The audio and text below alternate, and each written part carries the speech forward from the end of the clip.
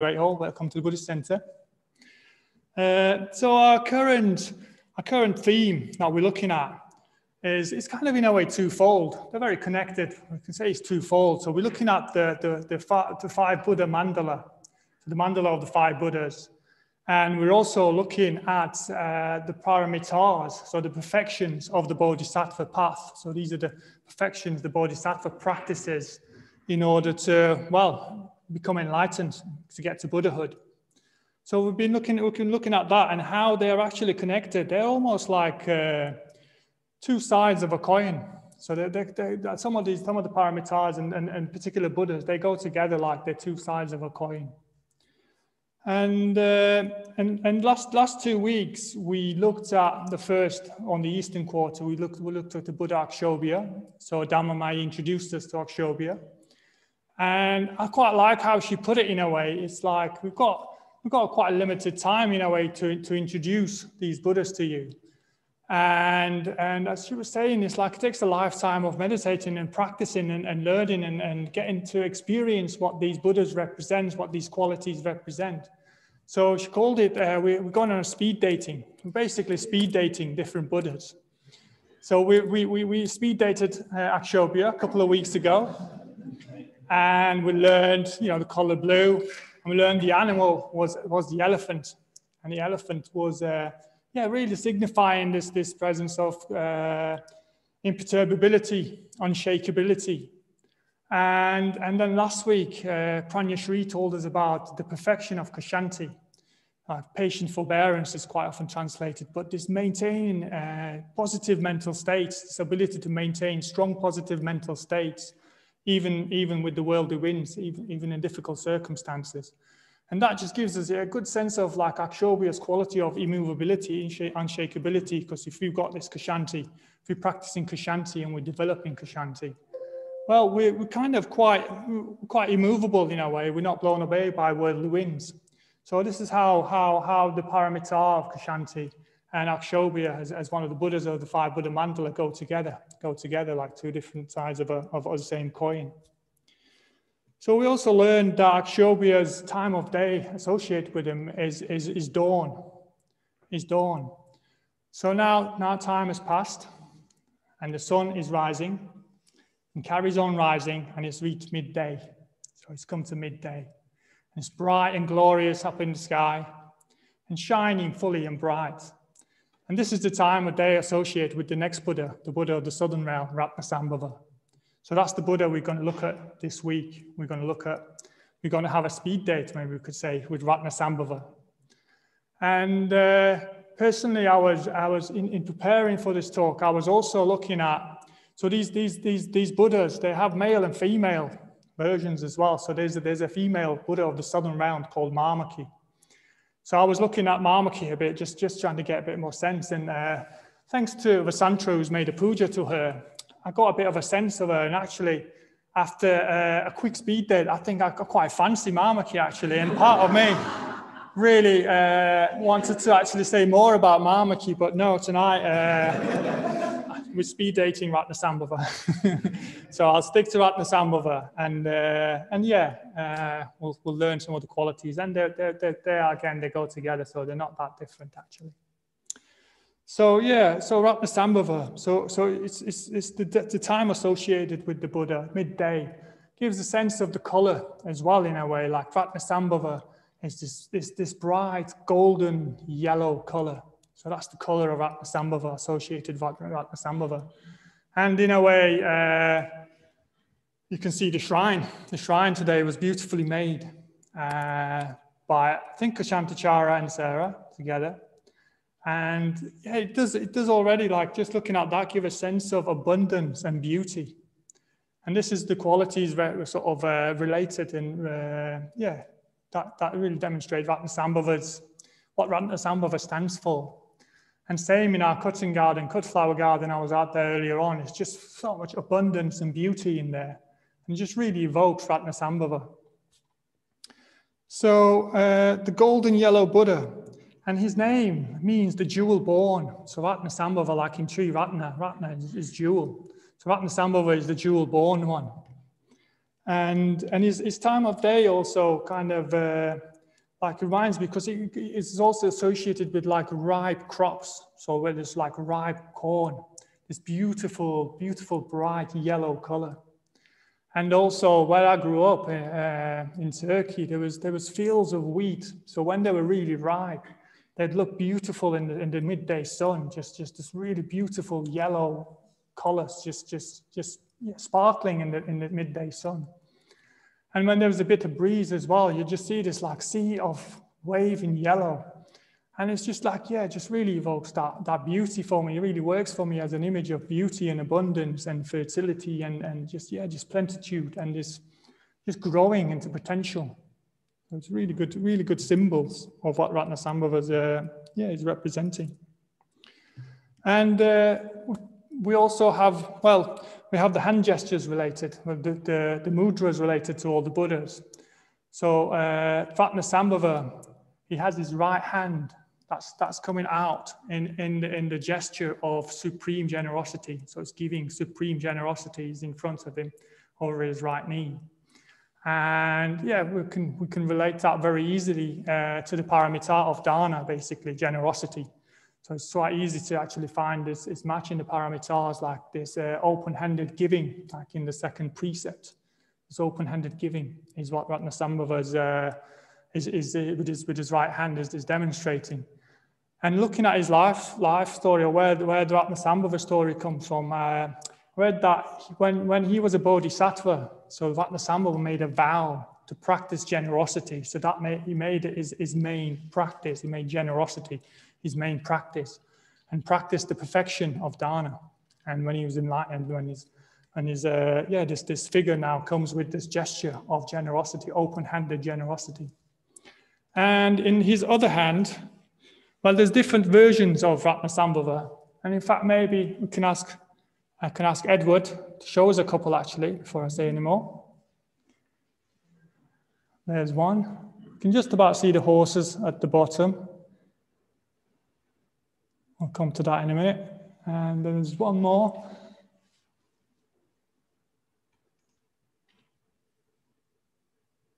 Hey, there we go. Yeah, so these are very Western sort of images of Ratnasambhava. And yeah, you can always look for more. There's loads of many different images. Thank you, Edward. So yeah, on Ratnasambhava's left hand. So he's got his right hand in the gesture of sort of supreme giving, supreme generosity. And his left hand, he's got a jewel. So he's got a jewel, I could have seen earlier, like a bright, sparkling jewel. And I was quite interested in Ratnasambhava when I first started coming. So I was given one by Maitrivasin, who's not here tonight. So he gifted me a jewel. And yeah, I've kept it since. And it's quite, yeah, in itself, it goes with that sort of invocation of beauty, wealth, abundance. Like jewels are precious things. They're very precious things. And of course, when we're talking about Ratnasambhava in this context, we're talking mostly about spiritual qualities, so positive mental states, and metta. So when we talk of wealth and abundance, we're talking of abundance of positive mental states that Ratnasambhava has and gives out to others. So yeah, we've looked at whether it's the time of day, the sort of ripe crops, the color of gold. You know, gold itself is full of wealth. It's got this beauty to it, and it's just bringing more and more a sense of abundance and beauty.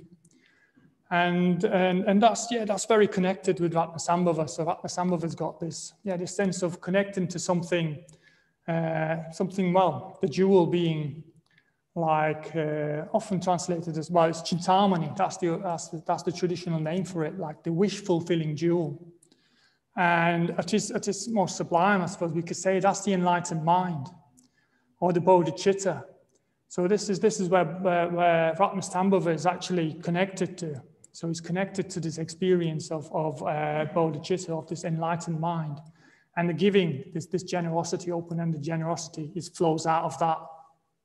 But we'll find out more about that next week with the generosity and the dana paramita. So another thing that was in one of the images, it's clear, well, not very clearly see it, is that the animal associated with Ratnasambhava is the horse. So we had the elephant last week with Akshobhya, but it's the horse with Ratnasambhava. And if we're looking for abundance of energy, a horse is a beautiful symbol of that. It's just got so much energy, and the animal itself is just so beautiful. And I think of the days, obviously this come through like thousands of years when before mechanical engines, before cars and planes and things, just that the horse, the power of the horse was something just much more significant, I think. But a few times I've come up to like a horse in a just behind a wall or a gate or something, when I've come close to a horse and feel it breathe onto me, you could just really get that sense of power that they have, isn't it? It's just really primordially moving and touching. There's something beautiful about them. And in that sense, the horse represents that abundance of energy that Ratnasambhava has and gives. And there's something called the wind horse. So you might see a horse quite often depicted with the 3 jewels. So these symbols above it on its back, and almost like flying through space. And it's kind of taking this energy in pursuit of spreading the Dharma, spreading the 3 jewels to everywhere, to all beings. So it's a representation of that. And also when I was sat just thinking about, reflecting on a horse and how it makes me feel, what kind of what do I get by just sitting with the image of a horse and beauty. I got quite a strong sense of like people used to go to war on their horses. So they used to ride into war. And it's not, maybe it doesn't work for everyone, this image greatly, like the warrior image and metaphor. But I can really connect that what we're trying to do really in the spiritual life is we're going to battle with Mara. We're going to battle with the kleshas and negative mental states and these ingrained habits that keep us limited, keep us small and stop us from changing.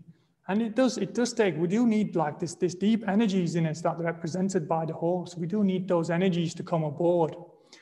So we can really challenge like really deeply held views and habits that we have. So we are going to, in a way, like looking at it in that sense, we are going to war, and often we need that energy that is symbolized by the horse to just come with us to the fight. Quite often it can feel like a real fight.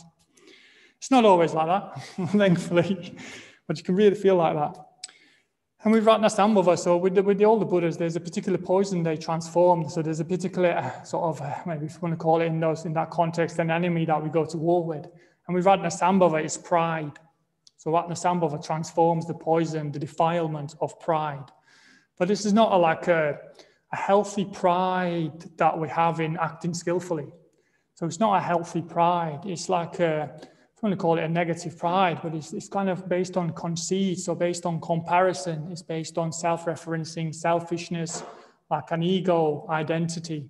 So it's pride in that sort of sense. And Ratnasambhava transforms that pride into the wisdom of sameness, into what we call the wisdom of sameness, which I'll say a bit more about what that is.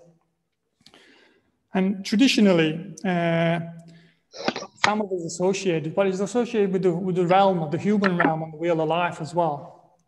But he's mainly associated with people who are quite gifted. So he's like a Buddha for people who are quite gifted, who can really give their gifts to all humanity, all people, all beings. But I can see we live in an age where it's quite obvious to see that's not what happens most often, most people's gifts. And we're encouraged quite often to use our gifts to benefit ourselves, to get more status, get more worldly wealth for ourselves. But Ratnasambhava is kind of transforming that is a force to transform that attitude into one that's giving freely, giving your talents, giving our gifts freely to all. And in that sense, I don't think it's just for being the talented people, extremely gifted people. I think we all have more to give. So we all have a capacity for becoming Buddhas. And we can all grow and develop and give more. So Ratnasambhava, I think, is relevant to all of us. Like we can all give more, we can all grow more, which benefits us more and benefits other people more. Yeah, so it's transforming the self-serving attitude into one for benefiting all. And a big part of how that happens is that with Ratnasambhava, when we practice in that way, we kind of reflect more on things like gratitude. So we want to be in touch with things we have received, so we can become more aware that our gifts, our talents are not for things that we own, that just, other people helped us develop these. And also rejoicing in the good in other people as well, and the skills and the gifts and the talents in other people. And just a general sense of appreciation. So developing these qualities really helps transform pride into something, something more connected to other beings. And in that sense, like this, what it transforms into like a wisdom of sameness. I was talking to Swanagama earlier, and he says, it's not necessarily a great attractive name in some way, or in itself, it might not come across like a really attractive thing. And it's not, so I've had to think about it, and maybe I'll separate it first with like, so in the enlightened mind, there's awareness of the uniqueness of all beings with all phenomena, which Amitabha represents, so we'll come to that in a few weeks. And Ratnasambhava represents this, is looking at this wisdom of sameness. So it's not a cold, like dull sameness, same old kind of sameness. But it's like we're all beings, all phenomena at the core. They're all empty, what we call shunya.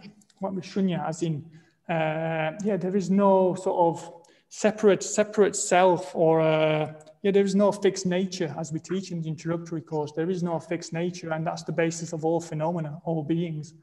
And Ratnasambhava is connecting to all beings through this wisdom, that down in the bottom of everything, at the root of everything, there is something that we all share, that we all have in common, and it's connecting to all beings. So I really see this wisdom of sameness as a means of developing the wisdom of interconnectedness. So it's really growing into realizing this just interconnectedness with all life. So the wisdom of sameness is kind of like a really warm and vibrant sort of connection with all life, real strong connection with all life, a solidarity with all life. So that's what it gets at. That's what it's getting at, and that we all have Buddha nature. We all have Buddhahood potential in us all. We can all. So it's connecting to that, and also like our common humanity. And I think Bhante talks about why he became a Buddhist. He talks about this thing that he thinks all human beings can become friends, regardless of culture, age, gender, and whatever. It just doesn't matter. All humans, because we have this common humanity, and when we relate to each other from there, we feel connected and we can form friendships. So that's the possibility, and that's kind of part of the wisdom of sameness, finding this common ground. And thinking like I got the image of plants growing, and they can all look very different all over the ground, but we all got roots that go into the ground, into the earth. So we're all connected to the same thing, like all plants are, and we're all nourished by that. And in that kind of way, we're all kind of connected to shunyata, as we put it in Buddhism, this infinite potentiality, or what sometimes we translate as emptiness. So this common ground. So there's another image of Ratnasambhava's wisdom, like in the midday sun. If you've been in hot countries, you can really see the heat. There's a haze that comes, and this clear definition between things becomes a bit more like wiped away, a bit more dissolves away. And it's that kind of view of looking at others, looking things where we see these the borders of me, mine, dissolve away from others, and all these barriers dissolve, and there's more of a sense of interconnectedness. So this wisdom of sameness is connecting. Is breaking down any sense of separateness from others. But I can't connect to shunyata in the sense, so it's not part of my experience, not yet. That's kind of in a way an absolute level. And I'm thinking like in terms of relatively, how can I connect to that that wishful fulfilling jewel, at what level can I connect, and how can I practice this wisdom of sameness? How can I develop it? How can I practice it? Well, it's kind of looking for ways to find common ground, looking for ways to find common ground with others.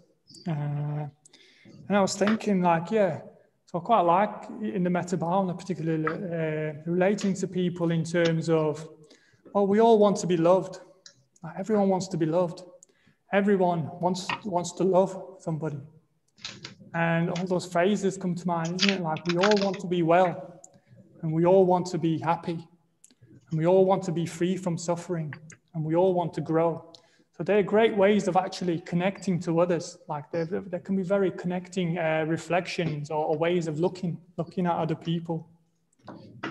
And yeah, it's not just those in a way. Like, I think this came up with a conversation with Amal Galamsa the other day. Like, I certainly act out of greed, hatred, and delusion. And it's so much easier to move, like, forgive other people who are doing that when I'm in touch with my own and see the common ground that actually we all act out of greed, hatred, and delusion. You know, it's like first finding that common ground, and then I can bring metta to something rather than responding directly to somebody else's unskillfulness. And just, yeah, or also if I'm kind of beating myself down, I can say, well, I'm not the only one. Not the only one who's not enlightened and is battling their way through greed, hatred, and delusion. So things like that, things like fear, can really help us actually find common ground with others, and that helps us. Yeah, that really helps us connect to them and bring metta to situations, to relationships. Yeah, some connection, we can go to metta and improve situations. So I was thinking, all right, how do I kind of experience this? What limits me? Like, how does my pride, conceit come into it and limits me? Well, when we talk of conceit, quite often we think of thinking of better than other people, like seeing ourselves better than others. But there's another side to that in a way. Like, we can still conceit and seeing yourself as separate and comparing ourselves if we see ourselves as being not as good as other people. So that's another very common form of conceit, and it's the one I do more often. So I quite often, have this poverty mentality about what I've got to give, and that really blocks what I can offer, what I can give. It becomes a real hindrance in that sense. It really blocks what I can offer and give, which is not pleasant for me, which is that, it stops me growing, and it doesn't benefit others as much as I could. So this sense of inferiority, this sense of the pride, we call it in Ratnasambhava's terms, gets in the way, and I have to find ways to work with that, so I'm not limited by that, by the good I can bring to the world, to myself and to the world. And there's so the couple of ways we've talked before is like, so one of them is bringing that sense of gratitude and rejoicing and appreciation.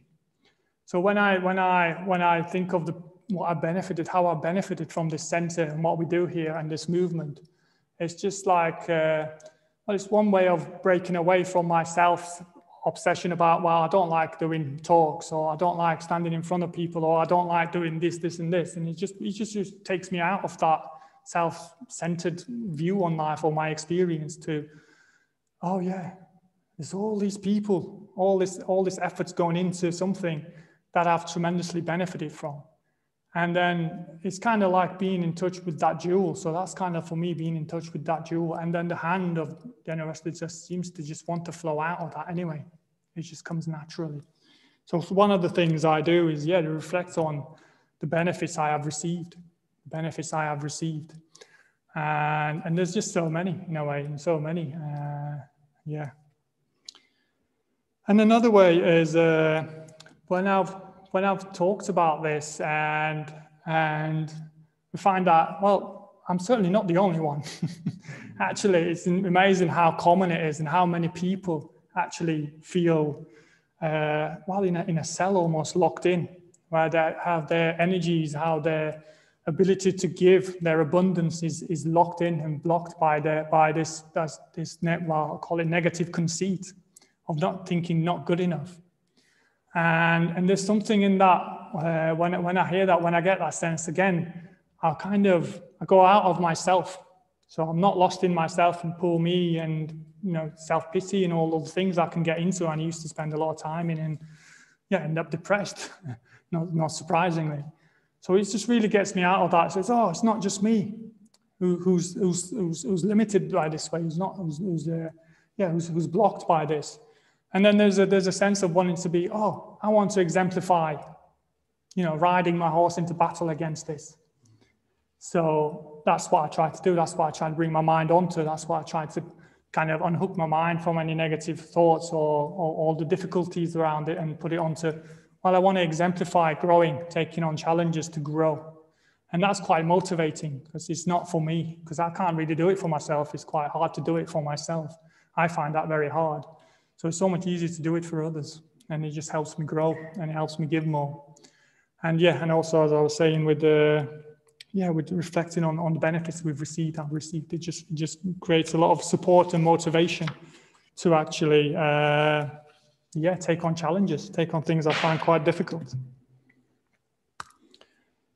So when we're looking at, when we get in touch with appreciation, with gratitude, and rejoicing in good that we see in others, as well as their own qualities, good, positive, skillful qualities. This leads to a sense of abundance. Like we can get in touch with this jewel that Ratnasambhava is holding, in a way, at our level.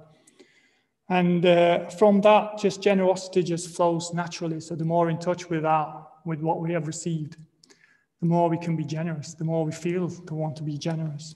And in a way, this is like a reinforcing cycle. So the more generous we are, truly generous, truly giving from our abundance, from this wealth mentality rather than a poverty mentality, well, that just feeds itself. We feel more and more abundant. We feel more and more happy, more and more connected with others. And we feel like we are more and more living from our greatest potential. And that just leads us to want to give more. So this whole maybe cycle, we could say, at its perfection is personified by Ratnasambhava. So that's Ratnasambhava, what he represents, what he stands for, this in touch with abundance and beauty, and this unconditioned, open-handed generosity that comes from it, the perfection of generosity. So I was thinking, what I'd like to do to finish this week's talk is actually, these words came to my mind, which will be familiar to all of us, I'm pretty sure all of us. And I think they really capture the sort of qualities Ratnasambhava's kind of radiating out to all beings. These qualities of generosity coming from this inner abundance and connectedness to all beings. And we've got time for that. So, I was thinking that you can always join in when you realize what it is. Feel free to join in. So I'll end with that before we go on to next week, where Pradaya is going to tell us about the Dana Paramita particularly. And this, I think, connects to generosity. These verses are very, the perfection of generosity in a way. So may the merit gained in my acting thus go to the alleviation of the suffering of all beings. My personality throughout my existences, my possessions, and my merits in all three ways, I give up without regard to myself for the benefit of all beings. Just as the earth and other elements are serviceable in many ways to the infinite number of beings inhabiting limitless space, so may I become that which maintains all beings, situated throughout space, so long as all have not attained to peace. Thank you.